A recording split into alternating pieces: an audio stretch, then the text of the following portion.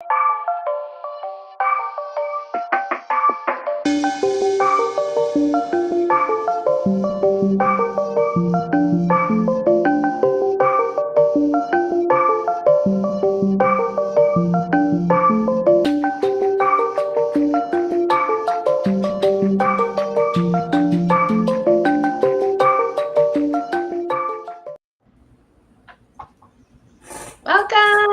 Hello, everybody. Welcome to CLCI Live. Tuesday at 4:00. We got some interesting direction we're going to go today. At least we hope it becomes interesting. I was interested in it when we were researching it. Before we get started, I want to remind, beg, plead, let everyone possible know to please join in the conversation. We want to hear from you. We need to hear from you and would love for you to participate. If you're watching, share your thoughts, ideas, anything that you want to say. We want to hear from you. So make sure you please do. In the same token, I'm also going to be sharing some of our resources and our sources, I should say, in the chat for y'all as well. So, all right. Who wants to introduce the topic? So we chose this topic deliberately, you could say. We're talking about living life deliberately, which, now that I think about it, I don't really live my life all that deliberately, and I don't think most people do. A lot of people will just sort of either get into a habit or go with the flow, or their life choices really aren't their life choices. They're kind of just told what to do on a day-to-day basis, and they're not intentionally choosing their actions. And I think there's a bit of intention and deliberation are almost synonymous, but there might be a difference that we can go into later. But that is pretty much the topic. How to live deliberately, and how does that tie into coaching? I don't know. So when we say living deliberately, what does that mean to you guys? I think it means really thinking about the actions that you're doing. So, for example, this morning for breakfast, I just had oatmeal because that was the easiest thing that was right in front of me to make. There was no deliberation or choices that were really being made. I just opened the cabinet, saw the oatmeal, grabbed it, automatic process, and bada bing, bada boom. Oatmeal with chia seeds, which actually, which is funny because the instant of me making breakfast this morning was not a deliberate choice. I just chose the easiest thing. But my choice of buying the oatmeal and the chia seeds was a deliberate choice of mine when I bought it. So there's a little deliberation hack for you. Be deliberate in your choices so that you can just automatically make them later on as a habit. I find that funny because in our household, we're doing refrigerator oats. Same thing, chia seeds, oats. What is it? The not milk, almond milk. There it is. That's what I love. Almond milk and coconut milk are my. That's my favorite. Another deliberate choice I made a long time ago was I didn't like thinking about clothing or how I was going to dress myself like maybe 2 years ago. So I was like, I'm going to just wear all black. I'm going to buy everything black so I don't have to think about it. And I made the deliberate choice then. So now that when I open my closet, I just grab something out of there and it works. Also, which is deliberate, but so you can be indeliberate later, right? Correct. So my choices may seem not deliberate to the naked eye, but I did deliberate over my choices in the past. But there's a lot of things that I do that are completely undeliberate and never were deliberate in the first place. I'm wondering if you guys have any examples of that. What are some things that you do that just are automatic or you don't think about? So choices that I've made, like in the morning for me, is a deliberate choice or an on purpose, is to have that quiet time in the morning. So quiet time to really not do anything, not think anything. I'll have my coffee and or I have my juices that I do in the morning. But aside from that, there's not much that I do in that space. And it's a contemplative space. It's a nothingness space. It can be whatever it needs to be in that moment.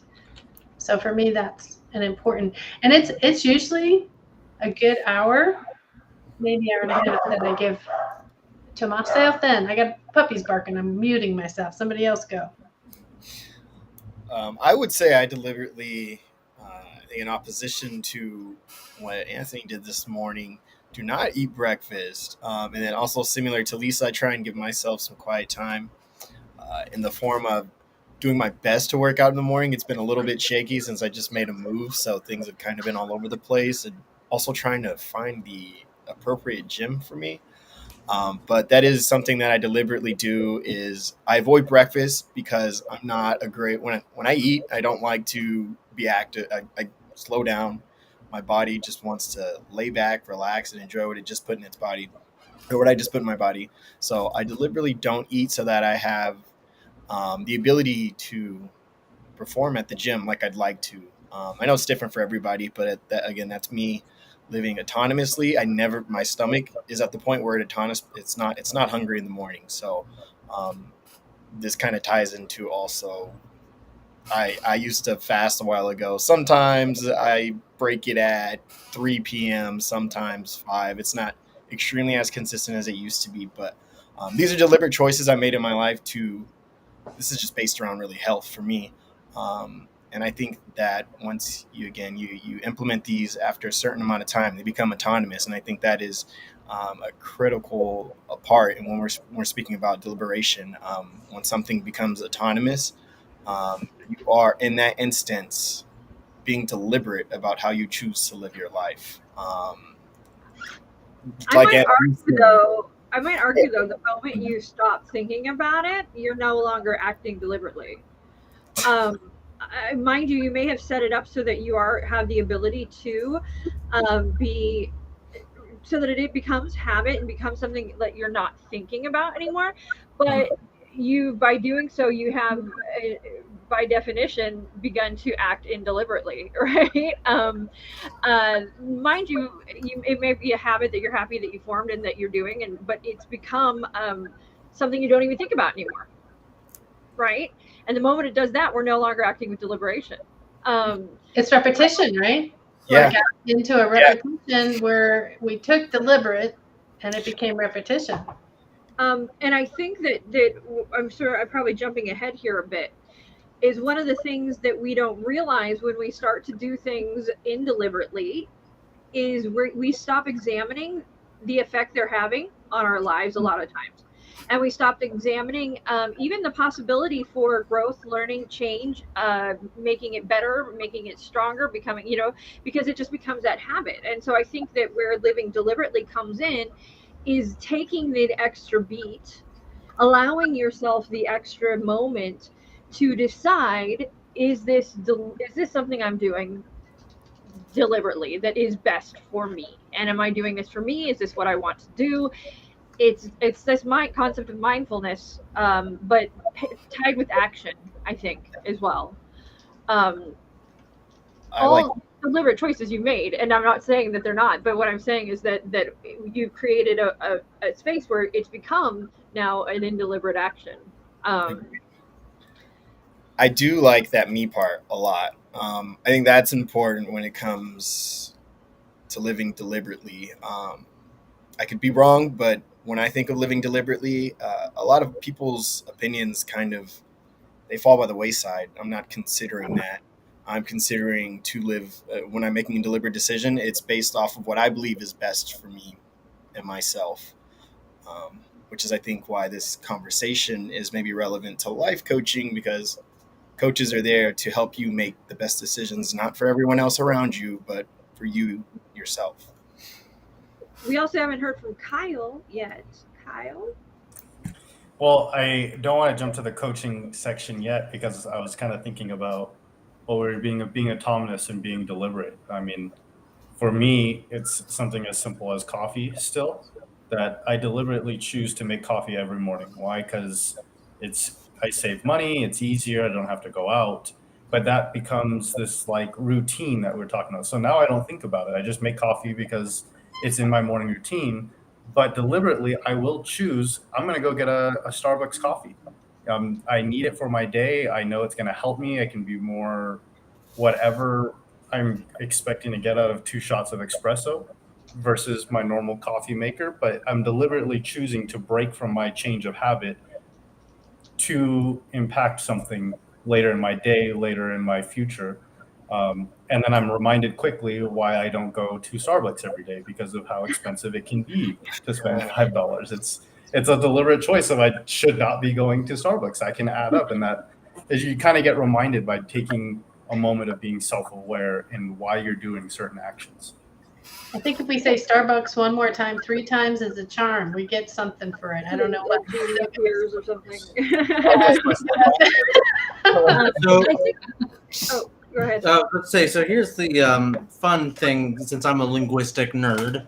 The etymology of deliberate is part of the root Libra, and which is my, astrological sign. But do you guys know what the symbol for Libra is? Scale. Yeah. Yes, it's a pair of scales. It literally means, not literally, but Latinized, it's to balance, to like really think about the choices you are making and what are the benefits, what are the downsides, what effect is this going to have. It can be independent of people, but you can also consider other people into the equation. But it's literally thinking about the choice as you make it.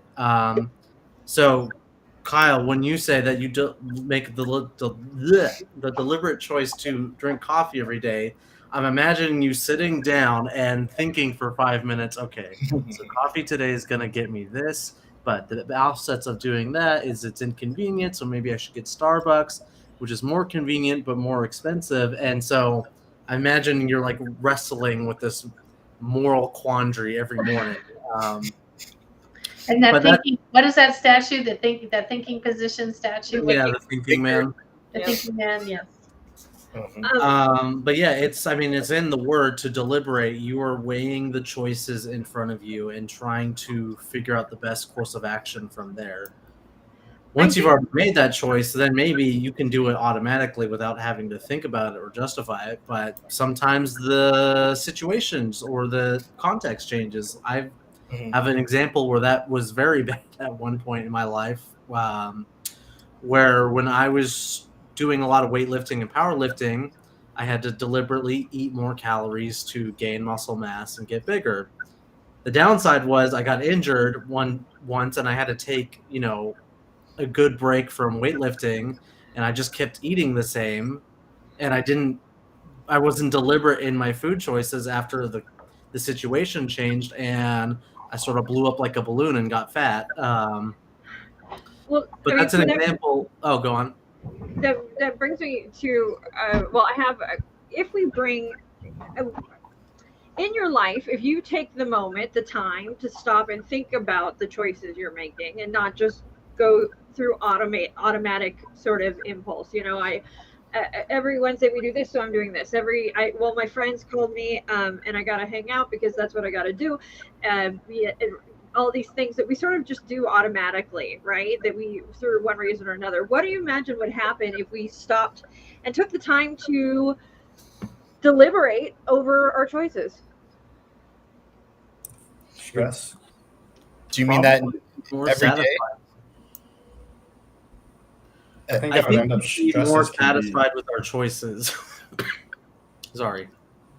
More satisfied with our choices, and if we're dissatisfied, we'd at least know the reason why we're satisfied. If you're more deliberate. What's funny is we did a topic, I think it was last week, and that they sort of went into that, and they did a study where they had people who made immediate choices and people that did the pluses and negatives and thought it through really thoroughly, and the amount of satisfaction in the people who went with their gut and just said it was over a painting. They were like, they were posters. I want this poster.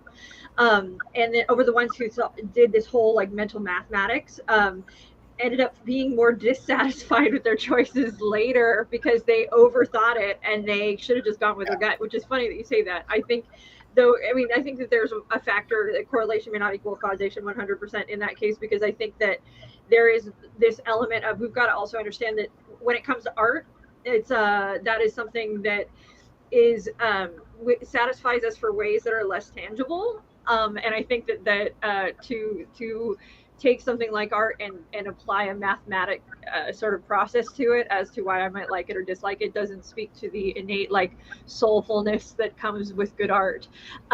So I don't know that it's a fair study to even go off of.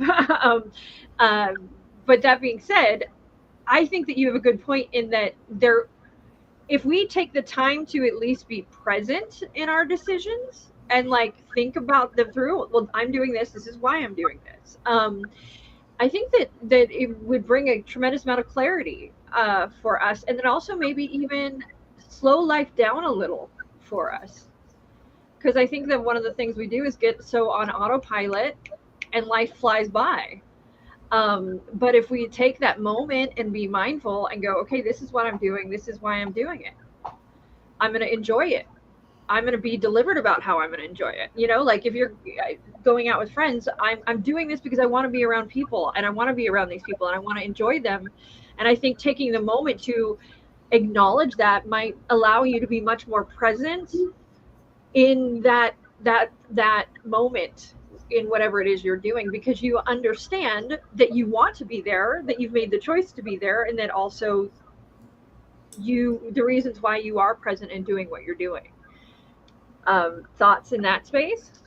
As you were saying about going out, I'm thinking most of the time I don't want to go out. Most of the time I just want to stay home. So going out is a choice and a deliberate decision just to get out, because once I get out, and here's where that crosses over for me, once I get out, I have a good time. I love being around other humans. I'm deliberate with my interactions. I'm interested in what they're saying. Just sticking with that word deliberate and intentional, I'm definitely that once I'm out. Getting there, it's like, do I really gotta? Are you sure?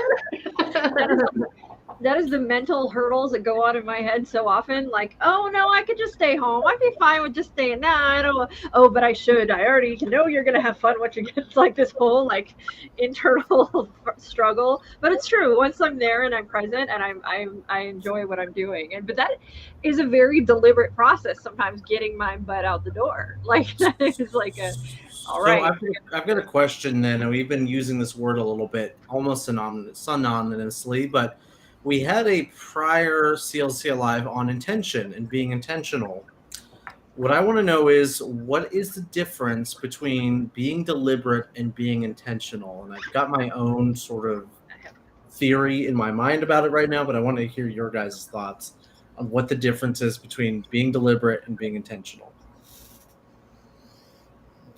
Or just having an intention and being deliberate. How about that? I think for me, and just to answer your question, I'm not sure. This is a work in progress. When I say intentional, to me, that gives me a concept of what direction I want to move towards. Being deliberate are the steps, which is what Brooke said earlier. It's the thought and the action. So the deliberate part are the steps that will allow me to interface with my intention. This kind of like dovetails perfectly into, and I think I said that twice now, I need another way to transition. So one of the topics we looked at was deliberate practice in this. So if I have a thing here, I've not learned to play the banjo-lele yet, right? But I want to learn how to play the banjo-lele. So my intention is to one day be able to play the banjo-lele. I want to one day be able to, and I'll take it one step farther, be able to, I could get very specific, play a specific song well on the banjo-lele, okay? Being deliberate for me, and deliberate practice would be sort of breaking down, what do I gotta do? How do I have to practice to get to that, what my end goal, my intention is? My intention is to be a banjo-lele player, then The deliberate practice part is, okay, what has to happen for me to learn how to play the banjo-lele? How often do I need to practice? What am I going to commit? What time will I commit? When will I do it? And it's all, like Lisa said, those steps that are going to get me to that end intention goal kind of thing. Does that make sense? Here's also addition to that. You can also be deliberate with your intentions. Yeah. So if I were to sort of ask you to go through that process, why do you even want to play the banjo-lele in the first place? Because I think I'll love it when I do. You look Because really I've just wanted to for a long time. I think it would be satisfying and fun, and I just want to have that skill set. Why the banjo-lele as opposed to any other instrument? Well, because I love, like, I you can do so many things with it. Honestly, it's a very versatile instrument. You could play it in Irish music, you can play it in folk music, you can play it in metal, you can play it in Hawaiian. Like, it's such like a versatile and actually very unique instrument as well. And it's also pretty easy to learn from what I'm told. And I didn't want to just play the ukulele, I wanted to play the banjo. And this is like the perfect melding of wanting to play the banjo and the ukulele. I found out there was a banjo-lele, and I was like, oh. So, then I can take it a step further, and this is almost sort of mirroring a coaching session, not exactly, but why music in the first place? Because it is an art and a skill that I have not used since I was really young. And it's I would like to be able to know that I'm capable of doing that as well. So, and I love music. Like, music is my religion. So why wouldn't I want to play it as well? So I'm the one who got her the banjo-lele, by the way, for Christmas. When you first told me about the banjo-lele, were you as deliberate in your thinking about asking for that as you were just now, or were you, let's hypothetically say the complete opposite and say, I want to play that banjo-lele right now. I saw someone else do it. Now I want it. Give me. I guess I was kind of more that way, like the way you are. It's like, I want to play that now. I want to, where I'm not acting deliberately is I have the banjo-lele. I'm not taking the steps to play the damn. I did, but then those fell through, and then I have to retake them. I hired a banjo-lele instructor. But then she was not well and canceled on me like 2 times. And so I was like, oh, and then I ended up having surgery. So it was a whole thing. And then I haven't gone back to it since. So that's something I will have to do when I return from New Zealand. So that is where I can be deliberate. I can deliberately make the choice. When I get back from New Zealand, I am going to take the steps to play the gosh darn banjo-lele. Which do you like saying better, back from New Zealand or play the banjo-lele? Wait. Which do I like better? Do you like saying better? Playing the banjo-lele. And going to New Zealand. Well, I'd love to go. You said, what do I like the phrase back from New Zealand? And that's like, I'm back. So, I mean, at this point, if it's a choice between back from New Zealand and now in New Zealand, might be a different story. But that's right.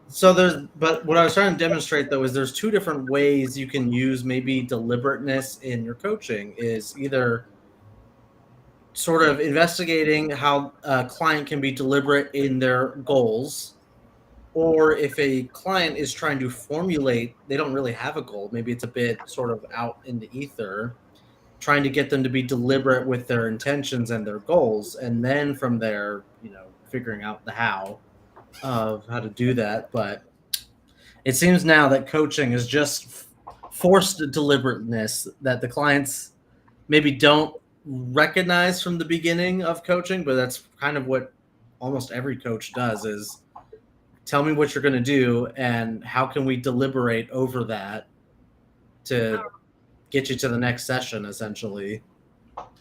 Well, we do, if you look at like what deliberate practice is and the actual act of what deliberate practice is, the step 1 in deliberate practice is figuring out the steps of what needs to happen for you to achieve whatever it is that you're practicing. So if it's playing the banjolele, step 1 is me breaking down what needs to happen for me to learn how to play the banjolele. And then step 2 in deliberate practice is setting aside the time to practice each of those things and practice them over and over and over and over again, until I feel I'm comfortable in them, and then I move to the next thing. The other step in that is reflection, when they talk about deliberate practice, where it's not just about doing the do, it's about taking the time afterwards to then deliberate over what you've just done and go, okay, what worked, what didn't, where can I improve, how can I get better. All of this is very much tied to coaching, all of it. But I think that the very cool piece that was brought in is this reflection piece. It's more than just the practice. It's more than just the time too. It's not just 10,000 hours and you're a master. It's about quality, not quantity, and ensuring that the time that you're using is tremendously powerful and is as beneficial to you as it can possibly be. By the way, I think the 4th or 5th step is to get a coach in deliberate practice. So that's pretty awesome too. So do any of you have a deliberate practice? Something that you do every day or, consistently enough where it'd be considered a deliberate practice? Not you, Brooke. Video games, just Someone else. Mine already went. So yeah, Jerome and Kyle need to go. Okay. One that's, I don't know, because this seems really like just kind of second nature to me. No, it is deliberate, because if there's an instance where I feel like it hadn't happened, I do reach out. So I try and talk to my sisters every day, even if it's just a hey, how are you doing? Just a check-in, just to make sure everything's okay. One of my sisters in particular, we speak every day almost every day for about an hour. Kyle, I check in with him every day. Just kind of the people around me. I want to make sure that everything's okay with them. And that's deliberate, because I feel like without understanding whether or not they're okay or not, I'm lacking a piece of me. That's just it's important to me. Kyle, what about you? I would say my dog is probably a good example of me being deliberate, that I choose to walk her at certain points of the day based off of the heat. I don't want her to be miserable, but also just choosing to play with her or not depends on how she's going to be. Is she going to be crying and whining and let me outside and be miserable? But I try to every day give her enough attention where she deserves. It's a dog. I took the responsibility by having a dog, so I deliberately choose to go out and give her long walks, even if I'm busy on my own schedule. In the long run, it helps me because I get to get away from a screen. I get to go on a walk. I get to be with my furry friend. So those are deliberate choices that I make every day. I did want to bring in something when we're talking about the intention and being deliberate, that I feel that sometimes people say intentions to release some type of serotonin. Like, yes, I'm going to do this. And just by saying it out loud makes you feel better that you said you're going to do this great thing. Versus, and I'm going to use an example that I was typing, but I apparently can't type too much.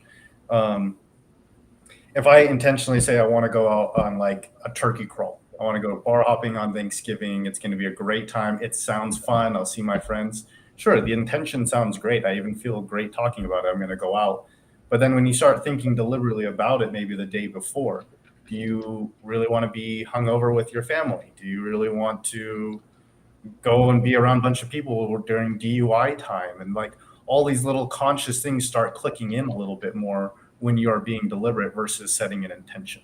Sometimes setting that intention can be, oh, it just feels good. It sounds good. But you really do need to take that intention and break it down and start being a little bit more deliberate in your thoughts.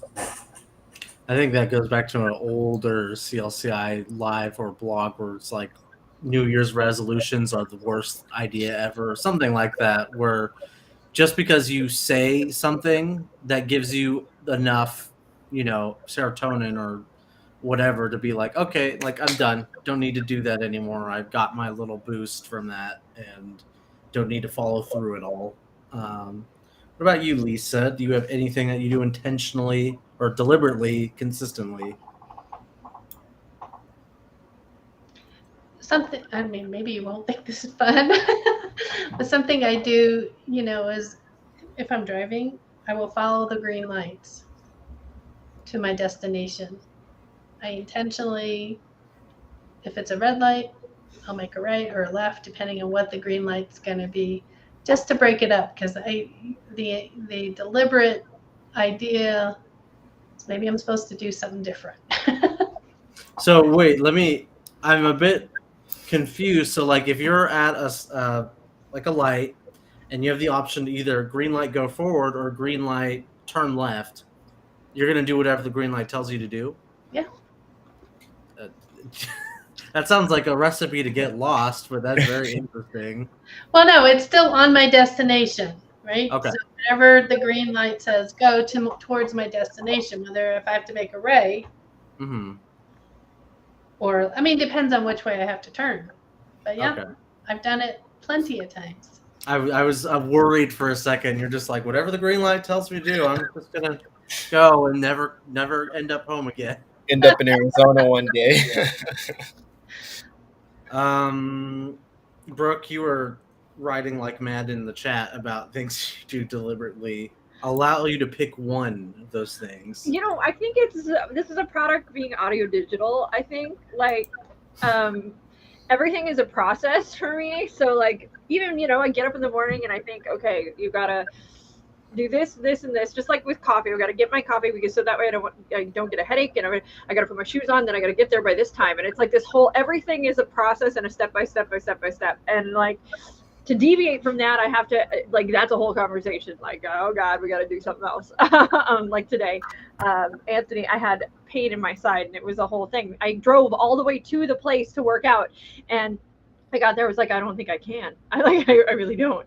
But so I think that because that, like, I don't know, so much of what I do is deliberate. And I think that like, it's a conscious thought process choice.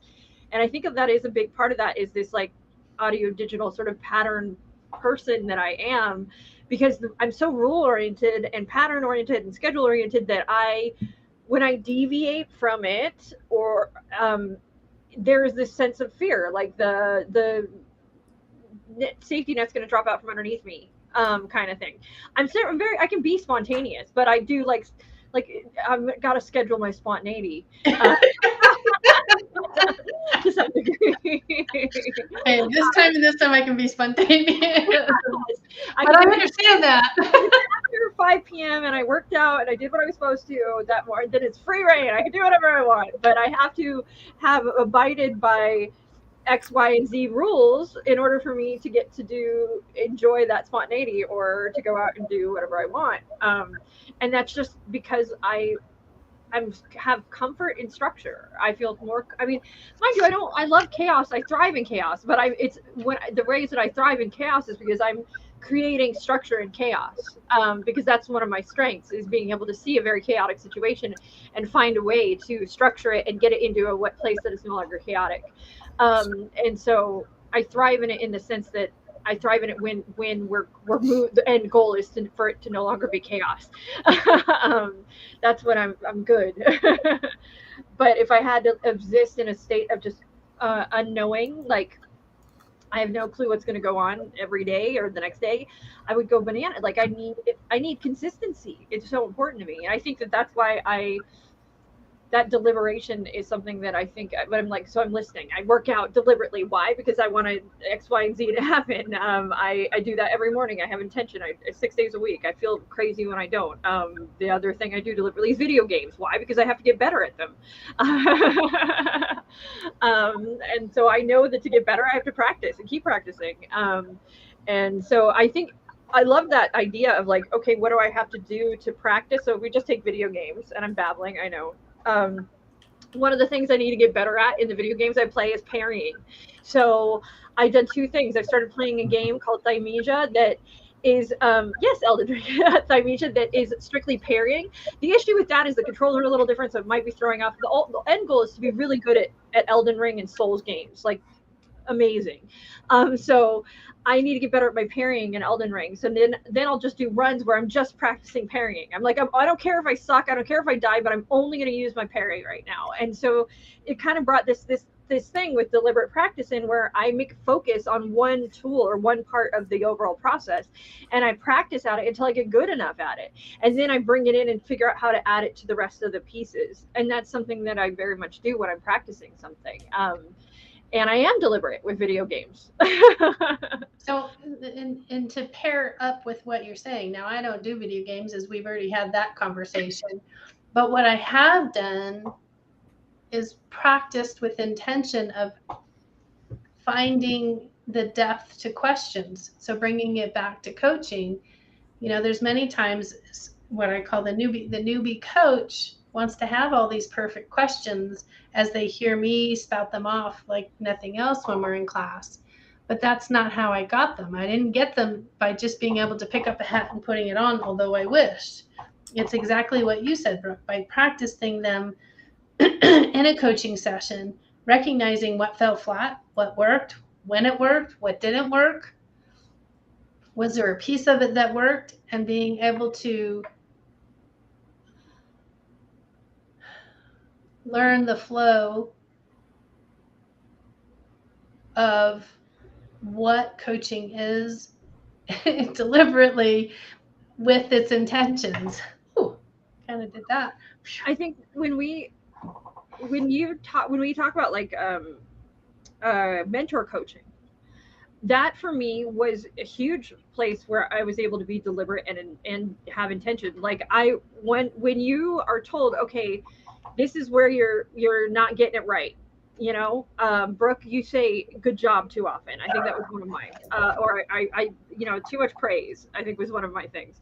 I stacked questions. That was one of mine. So that became then, okay, in every session after that, it became, make sure you're not stacking questions, making sure, and bringing this awareness around something that you do that isn't working in the coaching session or that shouldn't be there based on ICF. So then it's like, okay, I know now that I'll ask 2 questions right in a row, and I need to just ask one.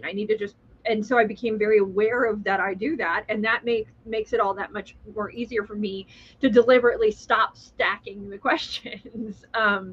And so I think that very much especially when I was doing my mentor coaching kind of stuff and submitting them and getting feedback, it brought some real deliberation to my approach to coaching. 2 things that I do deliberately in my coaching sessions now. One is holding silence for people, and it's sort of with the stacking questions thing, but also more so asking a question and not having to have all these little extra tags and bits and explanations. It's just ask a question, let it sit and be silent. Or if the client says something, give them a little extra silence, and then they'll add more to it. So that's one thing I've been very deliberate with. Second thing is having a coaching agreement or a session agreement, where before I was kind of not so deliberate with that, and the conversation kind of go everywhere and which way, and there wouldn't really be that great of a resolution to the session. Now, deliberately, I will find a moment. If I can't find it, I'll create a moment where I say, okay, what is it you want to work on today? How will I know by the end of the session that we've accomplished what we set out to work on? So those are, I guess, 2 examples of how I've been deliberate as a coach in my sessions. Do you guys have any other examples? I just want to say everything's coming full circle. You're deliberately setting the intent of the session there. So we're talking about deliberation and intent. I don't know. I just thought that was funny. There's a difference, and that's really cool, like in this space, because it can easily like get them muddled together. But the truth is, there's a big difference. I loved Kyle's point. I absolutely loved Kyle's point about how people could just throw an intention out there, but really the deliberate part comes to when you're going to start to take the action. That's when you start to really weigh it down, and it becomes real, where you start to deliberate on it. To your point too, Anthony, with you said the things that when you shared, you hold the silence. I think being deliberate with our questions, and what that means is taking the moment not to have to, like me, stack questions, but pause and think about, okay, allow for the pause, allow for that silence, allow for yourself the time to deliberate on what you really want to ask next, and being aware and deliberate with that approach, I think could be very powerful, when you allow yourself the thought process and the time to do that as a coach. And that means it's going to be in the moment too, right? Mhm. You're not going to come with like a laundry list of things to deliberate over, ask. No, it's going to be, okay, I'm going to pause here and think about what the best thing for me to ask in this moment is. That's the tough thing about coaching, because you can't be too deliberate, because then you're just dictating the session entirely. I guess for some reason I just thought of Dungeons. We played Dungeons and Dragons before, Brooke. There's a term in Dungeons and Dragons called railroading, which means the story is on a set path and everybody has to do what you say and want, and there's no freedom of choice or input from the other people playing. It's kind of the same thing in coaching. You don't want to railroad the session, because that means, your client doesn't get to have input, or what the client says doesn't matter, because you're on this very strict, deliberate path you've set out for this coaching session. But that kind of disregards what the client, thinks they need. It's you saying, I know what's best for you, so the coaching session will go like this. I will ask these questions, and you will give me whatever answers I want. So there's a balance there's a deliberation, a balance that you have to achieve between being deliberate as a coach and asking your questions and having a bit of, variance or maybe a little bit of chaos to the session where the client's going to throw in whatever they're going to throw in. Mm-hmm. Monologue over. Side note, I love the comparison of coaching and D&D. Like the closest, that's just the first thing that popped in I'm my drawing so many parallels right now, though. head. Parallel to just nerd things that I doubt that 90% of our viewers have ever participated in. Works for me. It works, but that's as far as I've gone so far. So maybe I should be more deliberate with my examples so that they appeal to a wider audience. But I think you explained it very well. So, yep, good enough. I think that too, when we talk about deliberation with our clients and getting them, and I hate to say that, getting them to be more deliberate, but I think that there is an importance to doing that.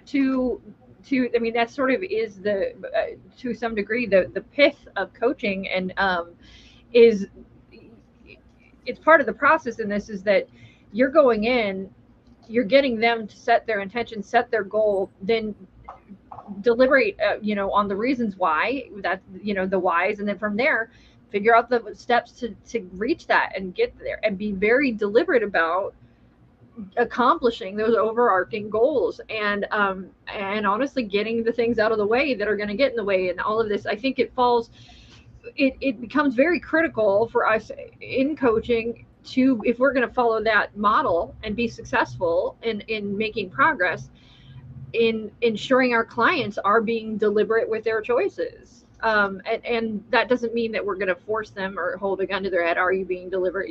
But it does, asking that question, asking, all of the questions around why they're doing what they're doing with regard to setting the goal, and then what needs to happen and how it's going to happen, and all of that, the weighing the positive and negative outcomes, all of these things are in essence what being deliberate is.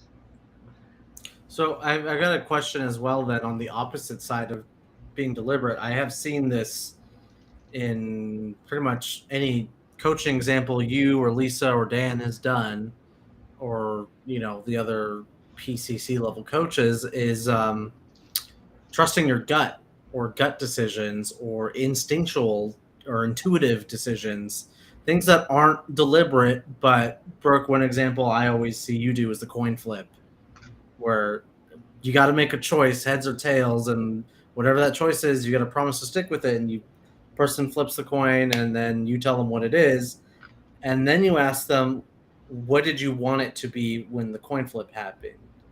And then they'll tell you what they actually want from their heart or whatever. That's not a deliberate choice, though. That is using their gut instinct to find out what it is they really desire. So there is something to be, and that's one example of using gut instinct and intuitiveness. There could be a whole episode on the subject, but it goes to show that deliberateness is not everything in coaching. There are other options where using your gut might be the best choice. I think that using your gut is critical. I think that listening to that moment of like, this is what I really want. I think where the deliberate part comes in is when we go, okay, now we know what you want. Let's talk about why.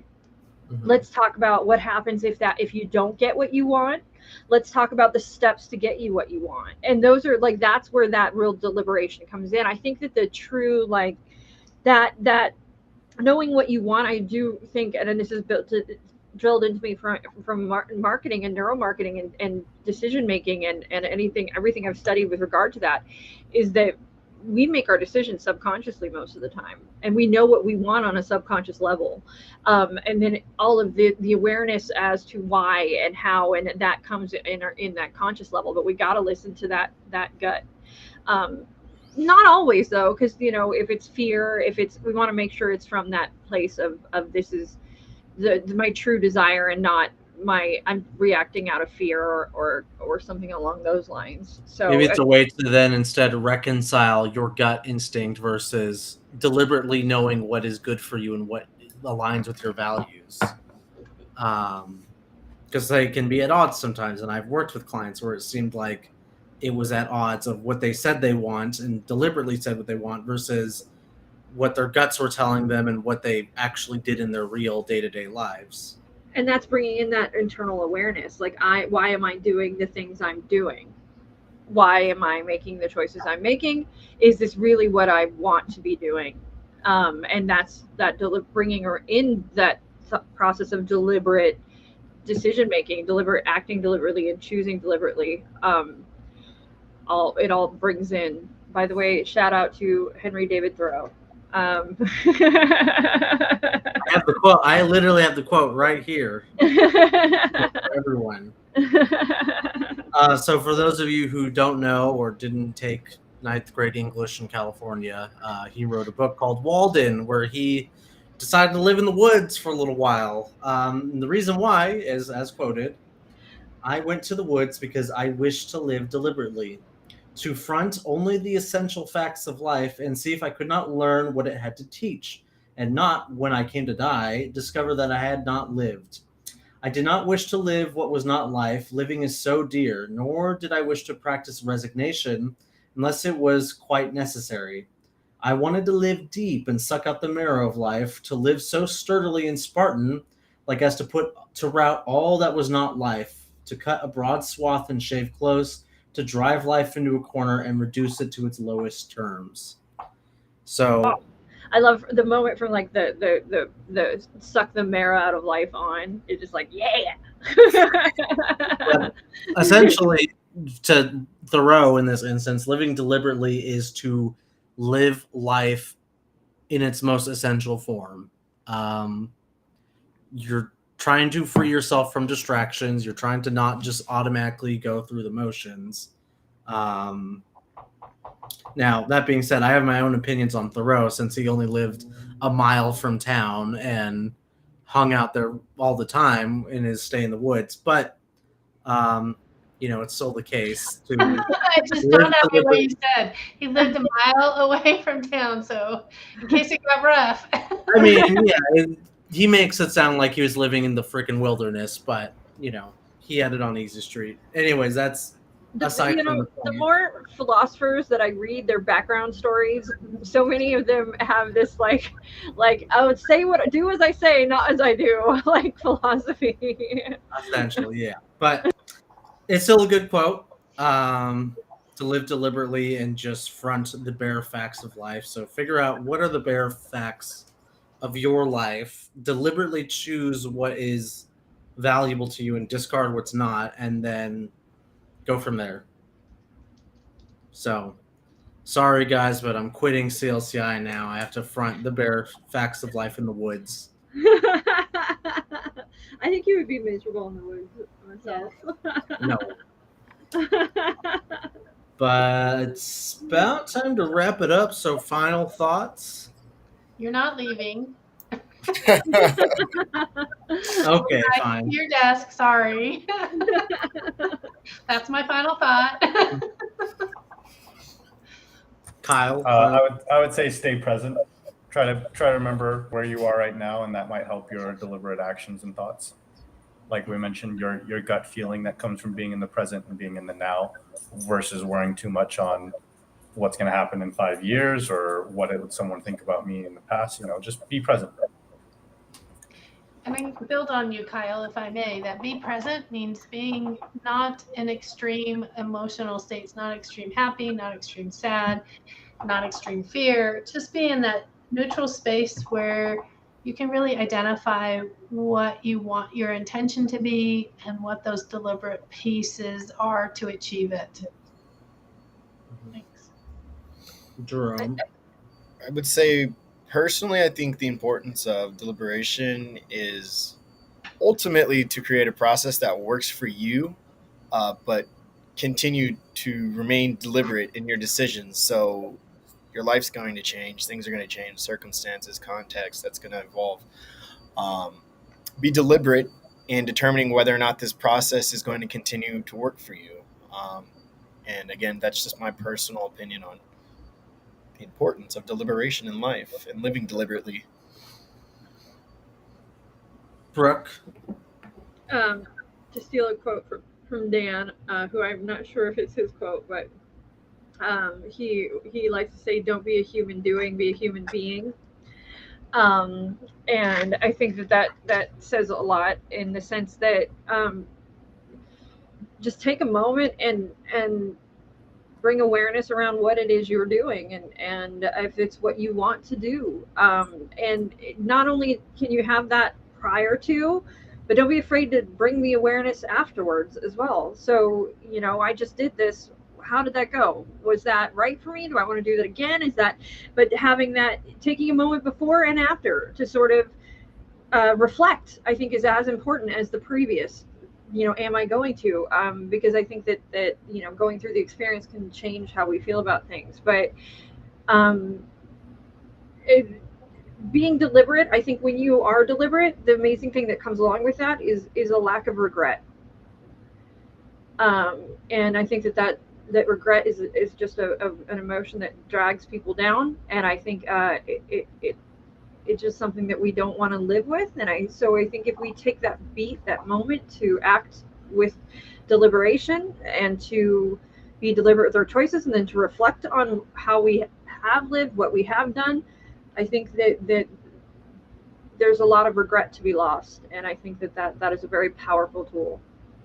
So.